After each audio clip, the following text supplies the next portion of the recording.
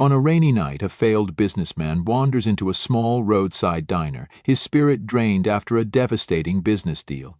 He expects nothing, just a hot meal and a quiet place to fall apart. But the diner's owner, a tough yet kind-hearted black woman, sees something in him. As she shares her own story of struggle and survival, he realizes he's not just eating soup. He's being given a powerful push toward life, and this diner is a place where second chances are served, whether he's ready or not. The rain drizzled steadily outside, tapping against the glass windows of the small roadside diner. The golden glow from inside contrasted with the gray, somber night beyond. The neon sign above flickered weakly, its letters half dimmed from years of wear. Inside, the place was quiet, nearly empty, except for the hum of the overhead lights and the soft clatter of a spoon against ceramic as Marianne stirred a pot of soup behind the counter. She was a sturdy woman, full-bodied, with short, tightly coiled hair, her features lined with the quiet wisdom of someone who had seen both the best and worst in people. The apron she wore was faded but clean, neatly tied at the waist as she methodically wiped down the counter. The door swung open and the wind carried in the scent of damp pavement along with a lone figure. David stepped in hesitantly, his shoulders hunched against the cold, the weight of the world seemingly pressing him down. He wore a suit that had once been sharp, now crumpled and stained with the remnants of a long day, maybe even a long month. His tie was loosened, his shirt wrinkled, and there was something distant, hollow in his gaze as he scanned the room. When his eyes met Marianne's, they flickered away just as quickly, as if he was looking at something he had no energy to acknowledge.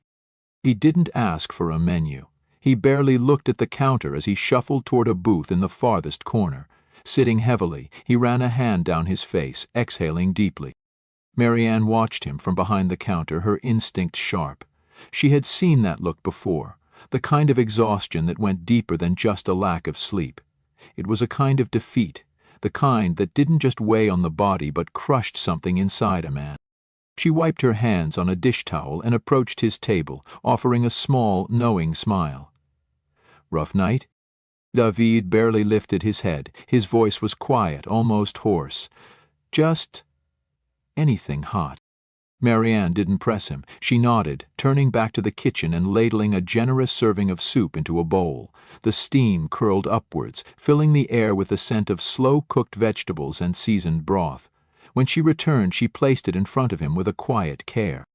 David stared at the bowl for a long moment before finally picking up the spoon.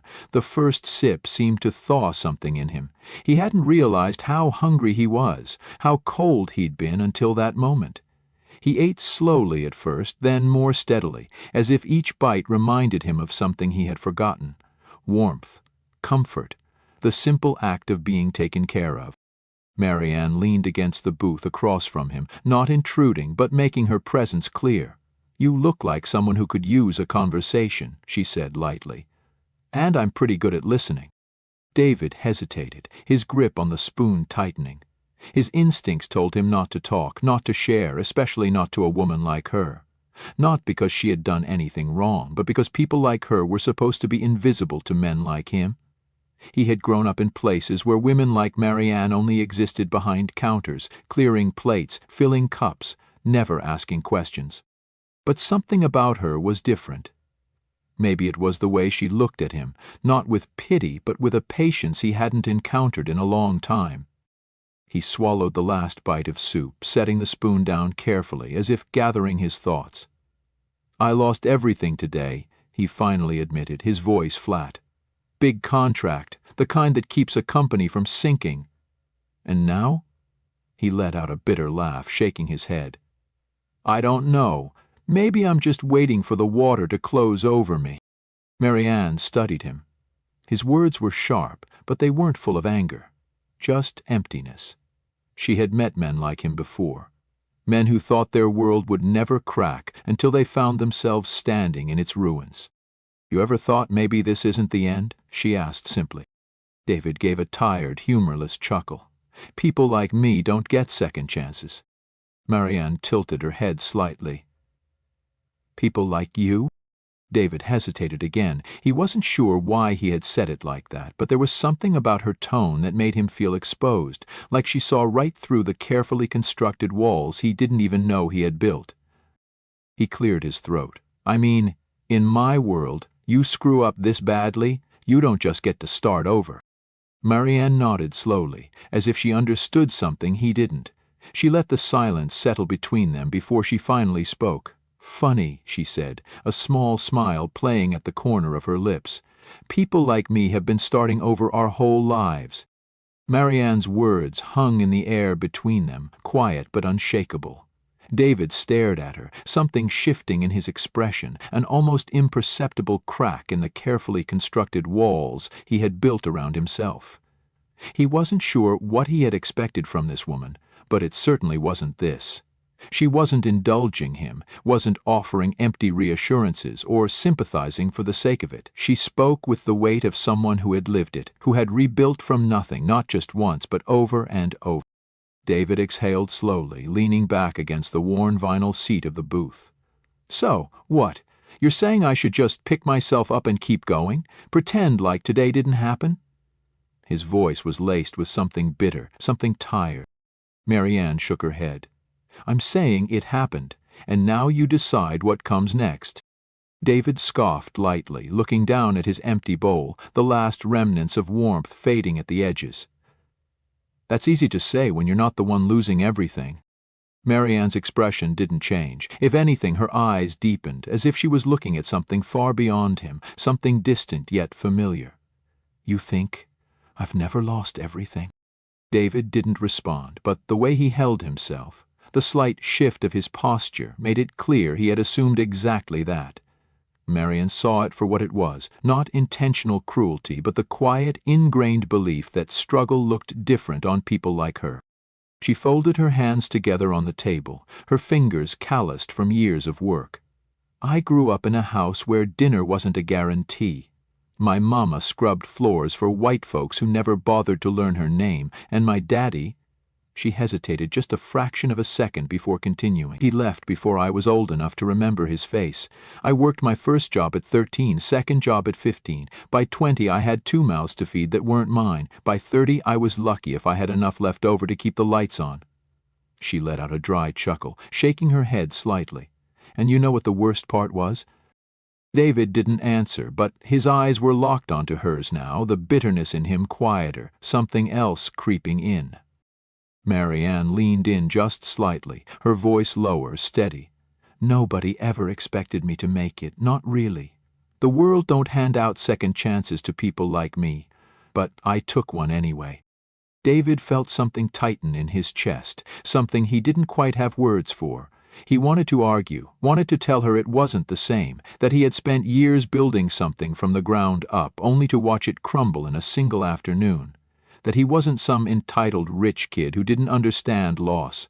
But the words didn't come, because deep down he knew that wasn't really what this was about.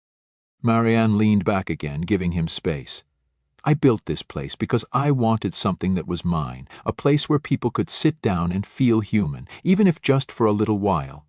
She gestured toward the diner around them, at the worn but clean booths, the carefully placed decorations, the soft hum of the old radio playing a song from another time. It ain't much, but it's still standing. And so am I. David swallowed, looking away for a moment, his jaw tightening. He thought of the boardroom today, the cold indifference of the people who had once shaken his hand and called him promising. He thought of the silent, crushing weight of failure, the knowledge that tomorrow the same world that had once praised him would write him off as another statistic, another man who had almost made it. Marianne must have seen it in his face because she nodded slightly. Failure don't make you less of a man, honey, but letting it keep you down might. David let out a slow, measured breath. He wasn't sure if it was the soup, the warmth of the place, or simply the way Marianne spoke like she had already lived through every storm he thought would break him. But for the first time that day, he didn't feel like he was drowning. He reached into his pocket, pulling out his wallet, but before he could slide a bill onto the table, Marianne gently pushed it back toward him. "This one's on me," she said simply. David hesitated. "I can pay."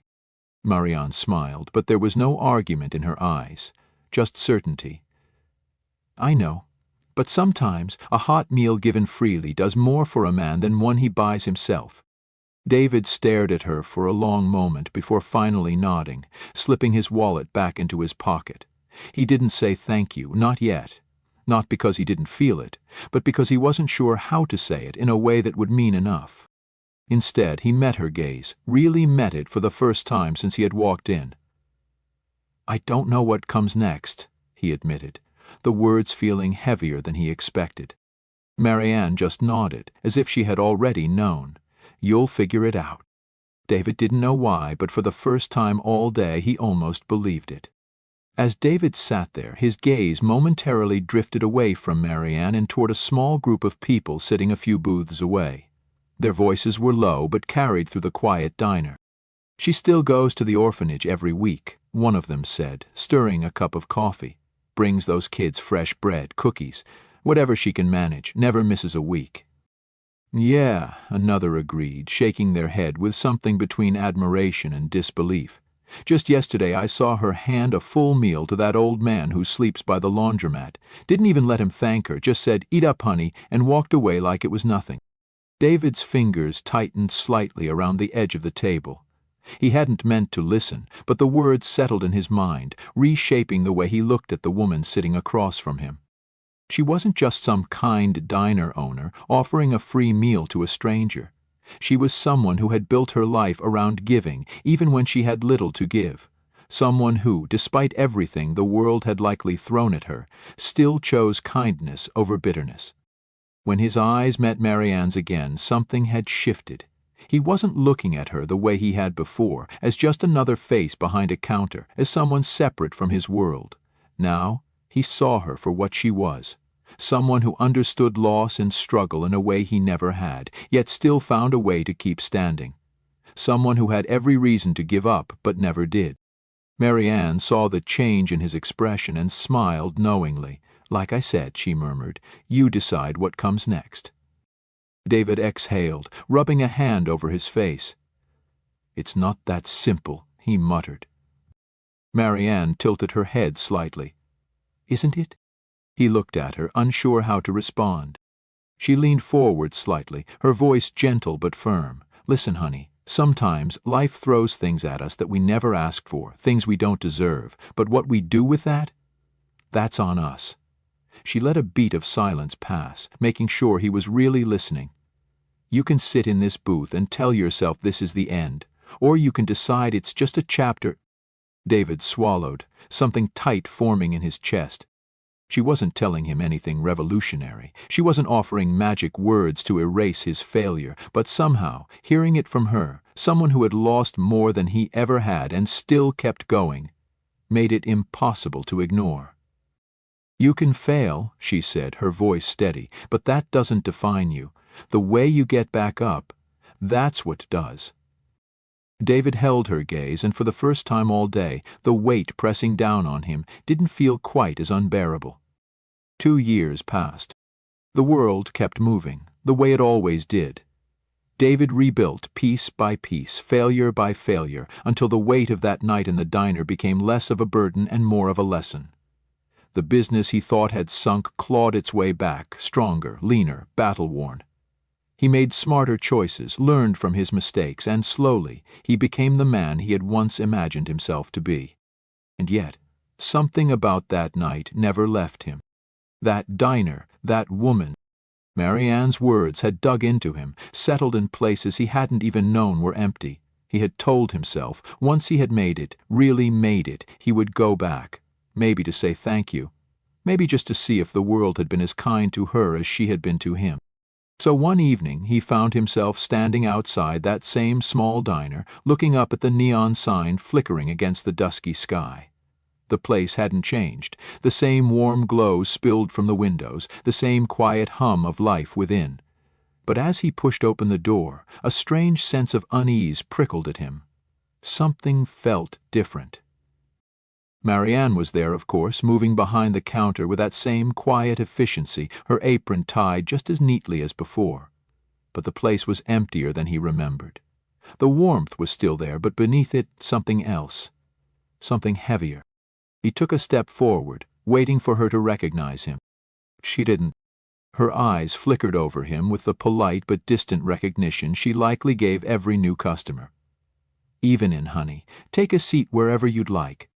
David hesitated, something twisting in his chest. She didn't remember him. Of course, she didn't. How many people had she given a free meal to? How many lost souls had walked in here, broken and hopeless, only to be met with her quiet kindness? He had spent 2 years carrying the memory of that night, of her words, but to her he had been just another weary face.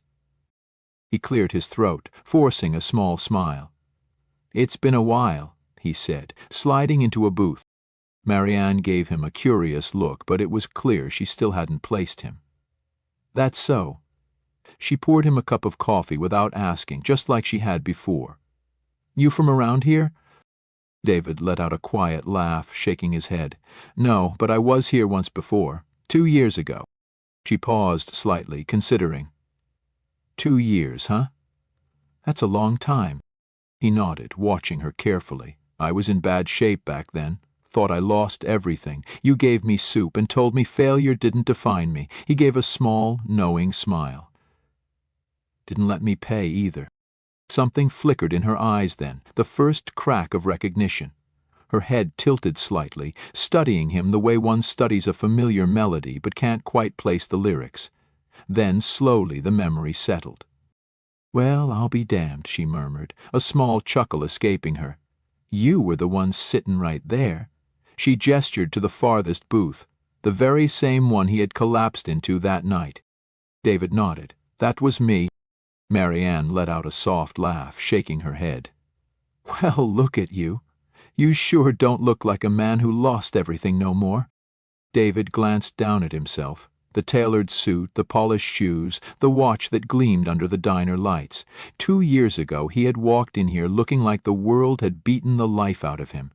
Tonight he looked like someone who had won. But then Marianne's face shifted. The warmth remained, but there was something else now, something more tired than before. "How's business?" he asked, almost hesitant. Marianne exhaled slowly, wiping her hands on her apron. "It's hanging on," she admitted, her voice quieter than before. "Times are tough. Rent's gone up, prices are higher, folks ain't eating out like they used to." She smiled, but it didn't quite reach her eyes. "Might have to close up shop soon." David felt a weight settle in his chest. This place, this woman, the idea of it disappearing felt wrong, unnatural. "You can't close," he said, too quickly, too firmly. "This place, it matters." Marianne chuckled softly. "Matters don't pay the bills, honey." David hesitated, then leaned forward slightly, his voice lower. "Let me help." Marianne stiffened slightly, her smile fading. "I don't take charity." "It's not charity," David said firmly. "It's an investment. In a place that changes people. In a woman who changed me." Marianne looked at him carefully, as if weighing his words, searching for any sign of pity, any hint that he saw her as someone who needed saving, but all she found was sincerity. After a long pause, she finally spoke. "You sure?" David smiled. Yeah, I'm sure." Marian didn't answer right away. She just stood there, studying him, arms crossed over her chest, her fingers idly gripping the edge of her apron. David could see the hesitation flickering behind her eyes, the years of self-reliance making it hard for her to accept what he was offering. He understood, he really did. But he wasn't backing down. A silence stretched between them, heavy but not uncomfortable. Then finally Marianne let out a slow breath, shaking her head with a soft chuckle. "Lord, I don't know what I did to make you think this little diner is worth all that fuss." David smiled, but there was something firm behind it. "You fed a broken man and told him he wasn't finished yet." His voice was steady, unwavering. "Turns out, you were right." Marianne held his gaze for a long moment, then exhaled, shaking her head as she muttered, "Well, hell." And that was that. Over the next few months, the little diner transformed. David didn't throw money at it blindly, didn't try to make it something it wasn't. He simply helped. A fresh coat of paint, a refinished counter, new chairs to replace the ones that had wobbled for years. He hired someone to update the old flickering neon sign, making sure it still had that same warm glow Marianne loved. He helped her set up an online menu, introduced her to a few people who knew how to spread the word. But through it all, he never touched what mattered most. The food stayed the same, soulful, rich, made with hands that knew how to heal. The atmosphere, the way Marianne treated every person who walked through the door, that stayed untouched. And little by little the customers came back. Some were new, drawn in by the word of mouth David had helped generate. Others were old, familiar faces, people who had drifted away over time but found their way back, as if some part of them always knew this place was home. One evening, as the diner hummed with the quiet sounds of silverware clinking against plates and low, familiar conversation, David sat at his usual booth, watching it all. The place was full, busier than he had ever seen it. Marianne moved between tables with that same steady presence, that same warmth that had first stopped him in his tracks years ago. She finally made her way over, setting down a plate in front of him without asking if he wanted anything. "On the house," she said, giving him a pointed look before he could protest. David smirked, picking up his fork. "That's a dangerous precedent, you know. A businessman like me could take advantage." Marianne rolled her eyes, but there was something softer in them now, something lighter. She glanced around at the packed diner, at the familiar faces, at the life that had settled back into these walls. Then she looked at David, her voice quieter. "I meant what I said that night, you know." David raised an eyebrow. "Which part?" Marianne leaned against the table slightly, a small, knowing smile tugging at the corner of her lips. "The way you get back up. That's what defines you." David set his fork down, looking at her, really looking at her. Then he nodded once. "Yeah," he murmured. "I know." A beat passed between them, filled with something unspoken but understood. Then Marianne straightened, dusting her hands off on her apron. "Now eat your damn food before it gets cold." David chuckled, shaking his head as he picked up his fork again. Outside, the neon sign flickered steadily in the night, casting its warm glow over the sidewalk, over the people who passed by, over the ones who would eventually find their way inside. And the little diner remained, standing strong, just like the woman who had built it. Join us to share meaningful stories by hitting the like and subscribe buttons. Don't forget to turn on the notification bell to start your day with profound lessons and heartfelt empathy.